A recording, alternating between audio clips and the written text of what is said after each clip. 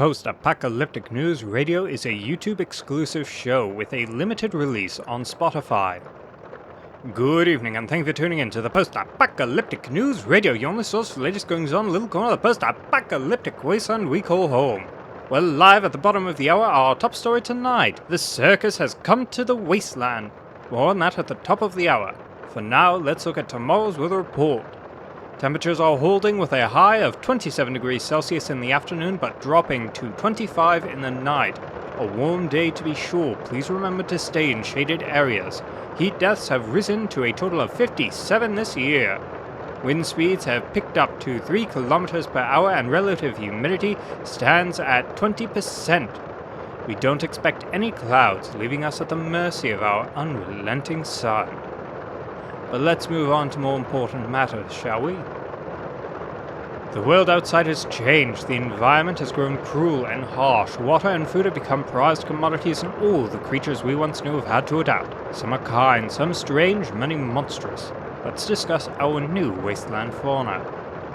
Today we have 2 creatures to speak of, only for that one would not exist without the other. In the world that was, the crawling, revolting things that infested and swarmed our world were nothing less than monsters in their ways. Today, though they are fewer, they are changed to suit their new environment. The sharbubs are insects that stand no larger than 4 centimeters, but are a fierce predator. Their heads are akin to a dome, segmented by wire-like veins that form a sort of structure that is akin to a light bulb, if it were made out of stained glass.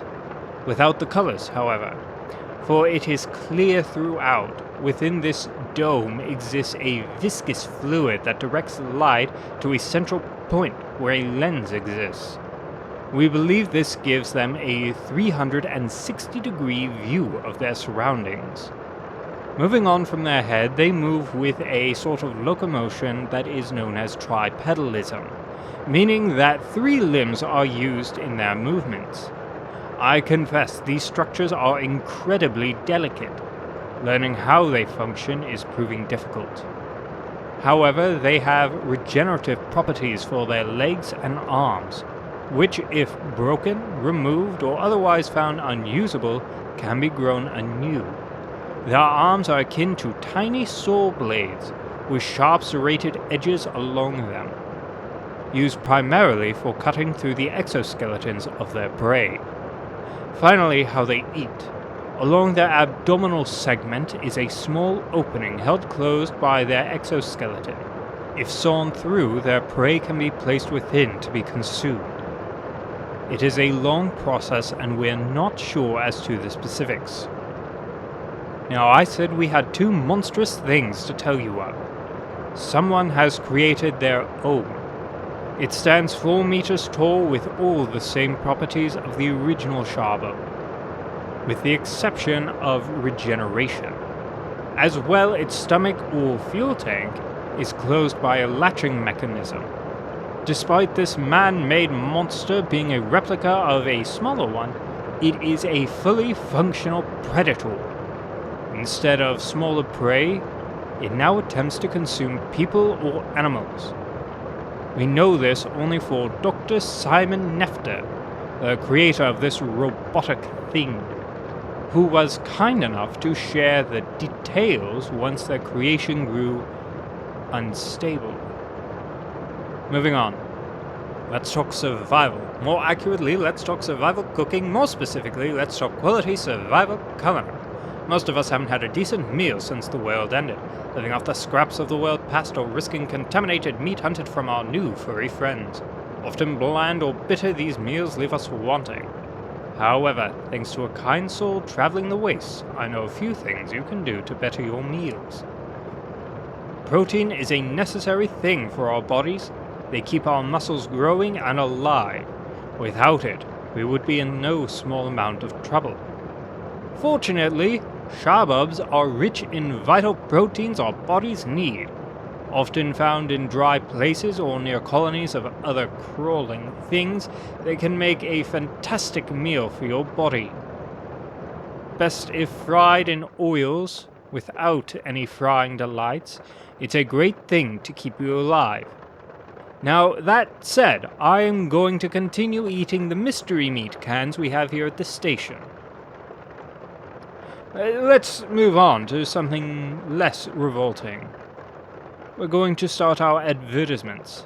I fear it is required for our benefactors, but don't touch that dial, because we'll be right back.